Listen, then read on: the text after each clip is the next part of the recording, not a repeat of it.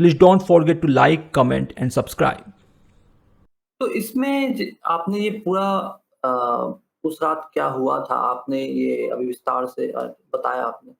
तो इसमें माने आपको क्या-क्या संदेह है? माने क्या उनको दिया गया था ज़हर, नहीं दिया गया था? इसके क्या लगता है आपको?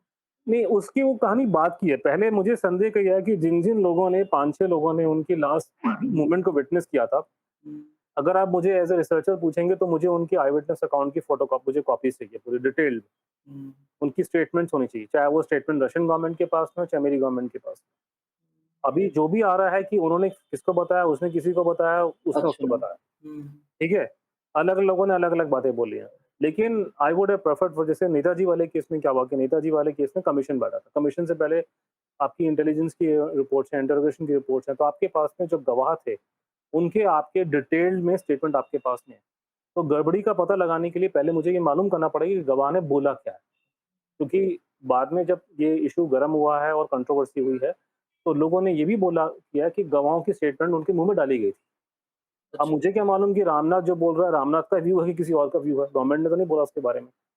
तो जैसे कंट्रोवर्सी थी कि दूध का गिलास किसने दिया उनको? तो लोगों ने पार्लियामेंट में कहा, अटल जी ने कहा कि दूध का गिलास जो है रामनाथ ने नहीं दिया था, वो किसी और ने दिया। वो उनके कुक ने जो टीएन हमारे जो एम्बेसडर थे टीएन कौल, उनके कुक थे मोहम्मद जान, उन्होंने दिया था। अब बाद में सरकार एक्सप्लेन कर रही है कि रामनाथ ने मना करा कि मैंने नहीं दिया। लेकिन प्रॉब्लम मेरी एज़ अ रिसर्चर मैं प्रेफ़र करता कि मुझे रामनाथ की स्टेटमेंट कहीं मिल जाए। या तो स्टेटमेंट उसने रशियन गवर्नमेंट को दी हो या उसने स्टेटमेंट भारत में आके दी हो। और अगर यहाँ भी अगर आके किसी डिटेल में अगर किसी पत्रकार ने ली होती, मैं उसको भी मानने को तैयार हूँ कि आफ्टर ऑल एक इंटरव्यू छपा था धर्मयुग में ललिता शास्त्री का, तो वो काफ़ी वैल्यूएबल है। क्योंकि जनरली कोई जर्नलिस्ट मिसरिपोर्ट नहीं करेगा, खासकर तब जबकि वो एक अच्छे न्यूज़पेपर का या उससे बिलॉन्ग करता हो, रिप्यूटेड हो तो कभी गलत नहीं बताएगा। तो अब सबसे बड़ी प्रॉब्लम शास्त्री वाले केस में ये आ रही कि जितने आई विटनेस थे और ये सारे के सारे जो हैं सिवाय एक को छोड़ करके 1990 तक जिंदा रहे हैं मेरे ख्याल से कम से कम। तो उनकी किसी की स्टेटमेंट ही कहीं अवेलेबल नहीं है। कमी ने उनको कम से कम सरकार ने जब वो यहाँ पर आए थे, तो मेरा मानना है कि यहाँ पे गवर्नमेंट ऑफ इंडिया में अपने चाहे वो विदेश मंत्रालय हो, चाहे आपका उस ज़माने में तो रॉ थी नहीं, आईबी था। हुँ, हुँ। उन्होंने कम उनकी लंबी स्टेटमेंट ली होंगी ना, प्रधानमंत्री मरे, कैसे मरे, वो तो कोई यारा गया नथु खैरा मरेगा उसकी स्टेटमेंट ली जाती है।